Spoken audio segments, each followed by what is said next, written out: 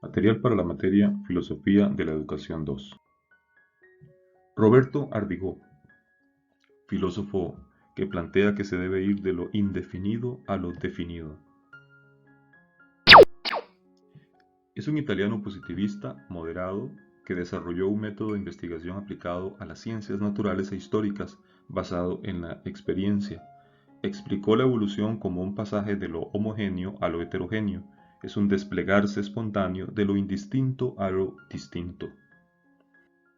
Ardigó planteó que el indistinto originario es una unidad psicofísica que se revela en el acto primario y elemental de la sensación, entendida como la nebulosa, a partir de la cual se forma y organiza por un lado la psique y el mismo pensamiento consciente y lógico, y por el otro el mundo externo.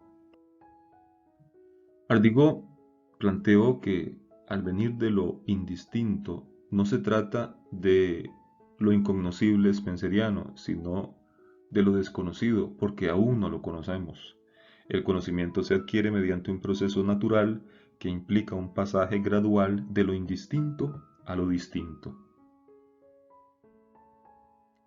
La apercepción vaga de un objeto, dada inciertamente al principio por el sentido, es reforzada poco a poco y de más en más con particularidades distintas que la completan y que se deben a nuevas percepciones agregadas a las precedentes, cuyo producto por asociaciones integrales fue fijándose entre las mismas representaciones indeterminadas anteriores con las cuales tenían una relación. También así debe procederse en la enseñanza. Una ciencia, por ejemplo, no puede hacerse conocer útilmente toda de una vez. Para que sean claros y adecuados, es necesario que la ciencia sea expuesta toda y muchas veces desde el principio, pero con progresiones en cada una de las cuales haya plenitud de contenido. La primera vez, el cuadro general de los puntos culminantes de la ciencia, después agregando sobre cada punto las especialidades principales.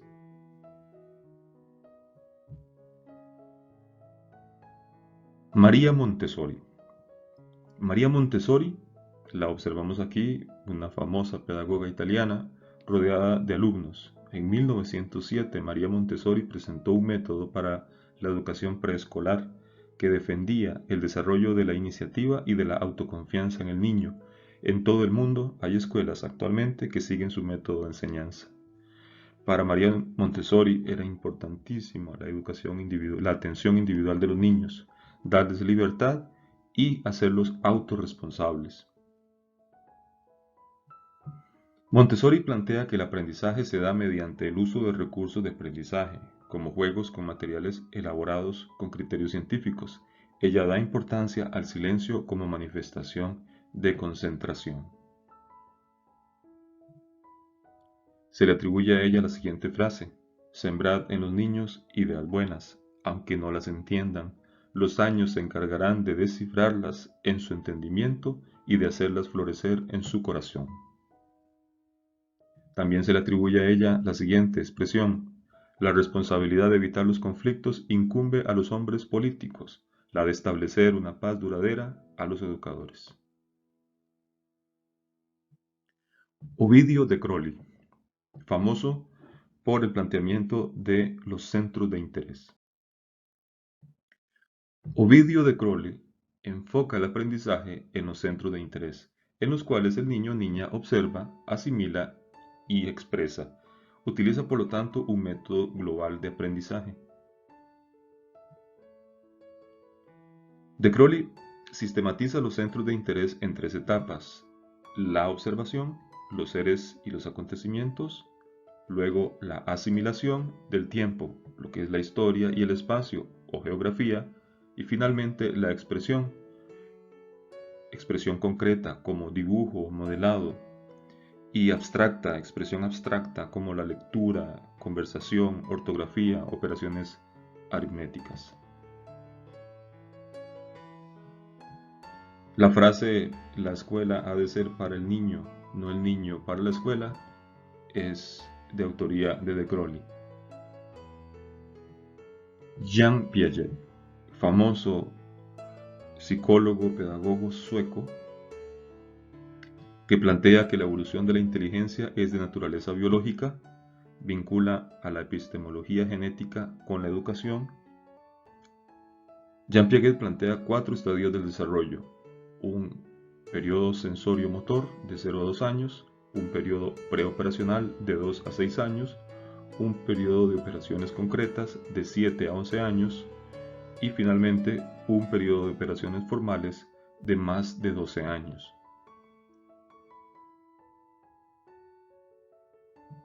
En la etapa sensorio-motora, de los 0 a los 2 años,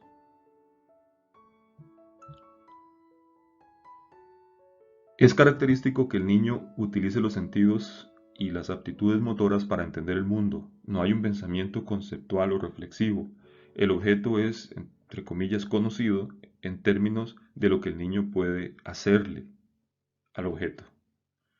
Las principales adquisiciones: de los 0 a los 2 años, el niño aprende que un objeto todavía existe cuando no está a la vista, es decir, la permanencia del objeto, y empieza a pensar utilizando acciones tanto mentales como físicas.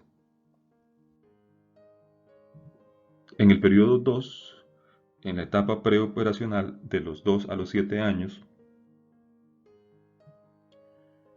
tenemos que el niño utiliza el pensamiento simbólico, que incluye el lenguaje, de los 2 a los 6 años, para entender el mundo.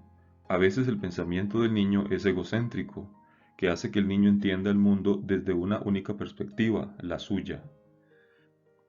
El niño va al final del periodo lograr aplicar las aptitudes lógicas. Los niños aprenden a comprender los conceptos básicos de la conservación, el número, la clasificación y otras muchas ideas científicas.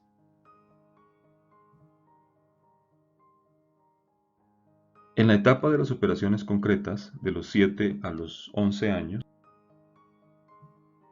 el niño en esta tercera etapa, de los 7 a los 11 años, entiende y aplica operaciones lógicas o principios para ayudar a interpretar las experiencias objetivas y en forma racional, en lugar de simplemente en forma intuitiva. Al finalizar durante este periodo, él logra aplicar las aptitudes lógicas. Los niños aprenden a comprender los conceptos básicos de la conservación, el número, la clasificación y otras muchas ideas científicas. Etapa de operaciones formales a partir de los 11 años. En la etapa de las operaciones formales, más de 11 años, más de 12 años, el adolescente o adulto es capaz de pensar sobre las abstracciones y conceptos hipotéticos y es capaz de especular mentalmente sobre lo real y lo posible. En esta etapa, finalmente, los temas éticos, políticos y sociales y morales se hacen más interesantes e involucran más al adolescente a medida que se hace capaz de desarrollar un enfoque más amplio y teórico sobre la experiencia. Acá tenemos un resumen. El estadio sensorio-motor va de los 0 a los 2 años, donde hay una exploración física. En el estadio preoperatorio, de los 3 a los 7 años, se caracteriza por el egocentrismo, el pensamiento concreto, se centra en una sola cosa. Los problemas hay problemas para distinguir entre la fantasía y la realidad. También hay problemas para realizar juicios morales y también todavía hay problemas con algunas inferencias. En el estadio de las operaciones concretas, de los 8 a los 12 años, hay simpatía por otros, atención descentrada en sí mismo, ya puede centrarse en los demás, ya se pueden hacer inferencias, hay progresos en la distinción entre la fantasía y la realidad, hay un pensamiento concreto y se da énfasis en el presente. Finalmente, en el estadio de las operaciones formales, después de los 12 años, 13, 17 años más o menos, ya se da un énfasis en el futuro, hay una comprensión de probabilidad y hay un razonamiento hipotético. La inteligencia es adaptación. Jean Piaget relaciona la inteligencia con la adaptación, la cual se divide en asimilación y acomodación. Asimilación es cuando los objetos se incorporan a esquemas mentales. y la acomodación se da cuando lo asimilado se conforma en el intelecto de conformidad con la influencia que ejerce el medio sobre el sujeto. William James. James es un pragmático que indica que el universo es pluralista. La realidad es un pluralismo donde actúan una multiplicidad de individuos de fuerzas independientes con posibilidad de una acción libre y creadora. Está en contra del... James plantea que en ese multiverso donde la salvación es probable, no existe Dios como un absoluto perfecto del monismo, sino como un ser finito que necesita de la colaboración de los seres humanos para realizar sus proyectos. James indica que la enseñanza no es ciencia de la mente del discípulo, sino sobre todo capacidad concreta de inspirar una curiosidad ardiente y un gran interés hacia lo que se está enseñando. Es saber colocarse en la posición del niño, tener tacto para resolver situaciones concretas, capacidad de pronunciar la palabra adecuada en el momento oportuno y una actitud concreta y ética. Dewey, John Dewey. John Dewey es un pragmático que influyó mucho en la educación costarricense. Trató de lograr una filosofía que se vinculara con su época, con la moral, la sociedad y los problemas políticos de entonces, y que pudiera ofrecer inspiraciones y soluciones al mundo contemporáneo. Para Dewey, el conocimiento es acción, porque nosotros no vivimos en un mundo terminado, sino en un mundo que se está haciendo. Identifica el conocimiento con el indicio de un comportamiento nuevo. Se evalúan los nuevos comportamientos adquiridos, es decir, plantea que deben haber objetivos operacionales. Para Dewey, la razón es la inteligencia experimental. En cuanto a la ética, los valores morales deben ser instrumentos para el desarrollo de mejores condiciones para el ser humano y la sociedad. Utiliza el término de reconstrucción de la experiencia para lograr el aprendizaje. Dewey plantea que la educación y la sociedad van de la mano. La educación se brinda en la escuela, que es una sociedad. La educación significa reconstrucción y reorganización de la experiencia, que le da sentido a la experiencia presente y que aumenta la capacidad para dirigir el curso de la siguiente experiencia. Se debe educar para la democracia. La filosofía pragmática e instrumentalista se traduce en el plano pedagógico en el activismo.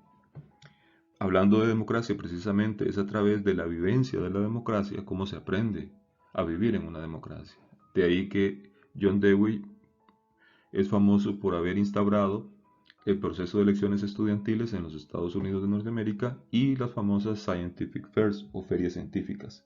Dos elementos muy importantes también que fueron trasplantados al sistema educativo costarricense. Para John Dewey, el interés es el único impulso que no necesita de estímulo externo. Existe en el niño un comportamiento lógico natural que con una educación intelectual auténtica se vería afinada y disciplinada. La escuela es un proceso de vida, una vida real. La escuela debe ayudar a trascender el ambiente nativo del individuo, y para Dewey el trabajo será el centro de interés. Por ejemplo, los proyectos científicos, los proyectos industriales, artesanales, todo aquel proyecto que esté vinculado con productos determinados.